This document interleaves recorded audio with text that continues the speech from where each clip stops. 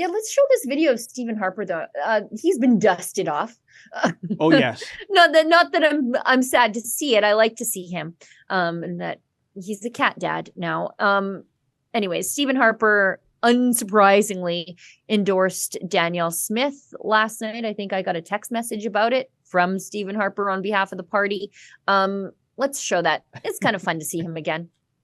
Alberta's been through some tough years since 2015, but the economy is finally hitting its stride again, and employment is booming. Yet that could all be derailed if the Notley NDP wins. We've seen what they've done before: job killing, tax hiking, anti-energy policies leading to mass layoffs, business closures, and recession. It took years to recover from the last NDP government. We can't risk going backwards again. Vote for Alberta. Vote Conservative. Alberta's been... And Sheila, you see him again. Well, it's great. But what Mr. Harper just said puts an exclamation point on my previous question to you.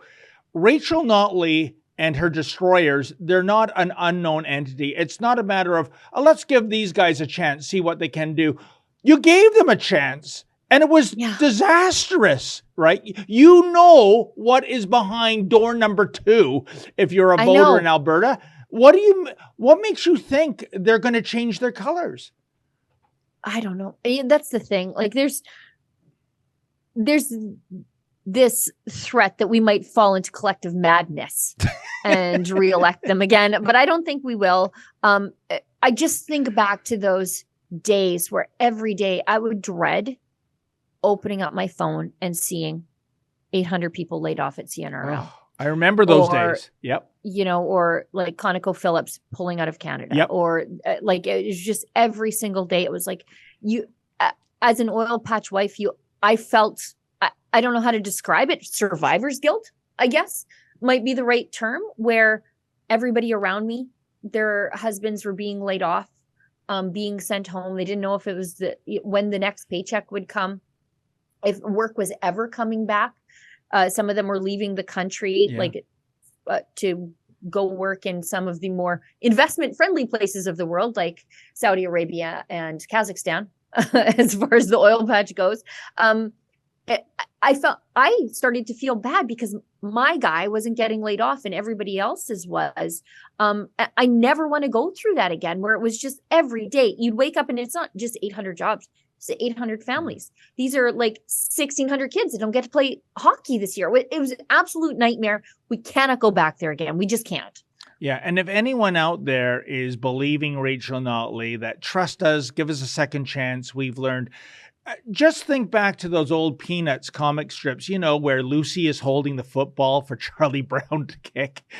He never got his shoe leather on that pigskin. That's what's in store for Alberta if you allow these ideologues back in power. In any event, and I see Stop Notley. How do you like that? Yeah, in case you need a primer of how terrible she was. This is the encyclopedia of her 4 years of economic terrorism on the province of Alberta. And some of the other things that you forget that she did, like bringing in protest bubble zones to hinder nuns and grandmas from silently praying across the street from abortion clinics. Now, whatever you think about abortion, a nun silently praying the rosary across the street on a park bench should not be a crime, but it is here in Alberta now. Well, we know that the mayor of Calgary just loves that idea of picking and choosing who gets to 100%. Protest in the public square, right? Yeah. And then you get the Satanists down at the March for Life, and that's perfectly fine. That's free expression. And it is. I don't take umbrage with it. I like to see how crazy they are. We should invite them to our events so that people can see just how terrible they are. But they're fine to go and counter protest the March for Life, where it's priests, nuns, Catholic school students, families, homeschoolers, normal people.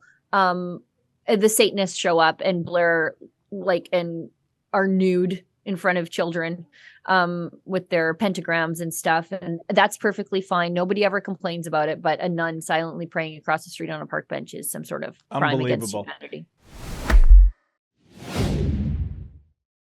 That's a clip from something we call Rebel News Daily. It's our daily live stream hosted by my friend David Menzies, but the show also includes a rotating cast of hosts and special guests, including me. It's a great way for us to talk about the news of the day as the news is happening in an unscripted fashion, and it's an awesome way for you to interact with us as well. We stream every weekday, 1 p.m. Eastern, 11 a.m. Mountain, wherever you find Rebel News. See you there.